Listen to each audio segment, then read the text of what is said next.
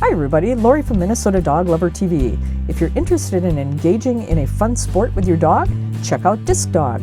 Here to tell us more about that sport is Jess from Canine Coach. Hi, my name is Jess. I'm a dog trainer at the Canine Coach, and I'm here today to talk to you about Disc Dog, or you might have heard of it as Frisbee Dog. It's any sort of disc that you throw for your dog counts as Disc Dog. So we wanted to talk a little bit today about what that sport is, maybe how to get started, and where you can learn more about how to do it with your own dog. So a little bit about Disc Dog, kind of as a general overview. In the sport, in competition, there are a couple different areas that you can compete in. One is the traditional toss and catch. That means you're throwing a disc for your dog, trying to rack up points within a certain amount of time. The further you go, the more points that you get. You do usually only get one Frisbee. We've got a couple here to show you guys. They have ones that are this size. You can get fun logos on them. We've got smaller Frisbees. All the Frisbees that you use, though, are made for dogs. So you don't want to use any discs that are not specifically made for a canine. They design these with their canine dental health in mind. You don't want to use anything that's not specifically made to go in their mouth. We want to keep their teeth safe and use only dog Frisbees or dog discs. The other type of competition that you can do in Disc Dog is freestyle, which is probably what you've seen on TV if you watch any of the Incredible Dog Challenge, or YouTube has got a ton of videos. That's where they're doing all the flips and jumping off the bodies and doing cool tricks, and there's music involved. And that is a huge part of Disc Dog. It's one of the more popular areas. People train a lot to work on their freestyle routines. Those are usually 90 seconds to 120 seconds long. And when you go out there, you can do whatever it is that you like to do. So there's no set amount of flips you need to do. There's no set amount of throws that you need to make.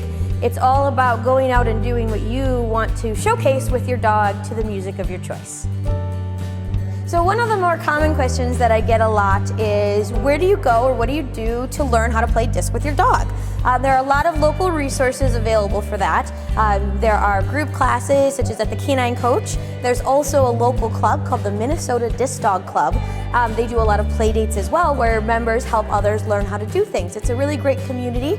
People are really supportive, and they want to help you learn how to do these things with your dog. And one of the things we want to do today is show you a couple of those beginner things that you can get started with at home in your own backyard to help engage your dog with that disc and build a little bit of drive and help them find that to be a really fun activity. So we're going to have Polly and McGee out here doing a couple different moves that I'll explain and why we do them, so they can demo them for you guys.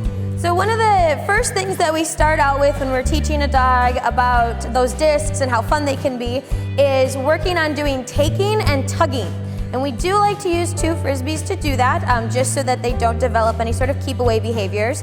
So Polly has McGee out, and she's trading between the disc and she's tugging with him. She lets him win because it's empowering and it's fun for them to have that sort of victory of they won. But you'll notice he always goes for the disc that she has, because that is the more fun disc. It's the one that he can tug with and play with. So they do a lot of tugging for that.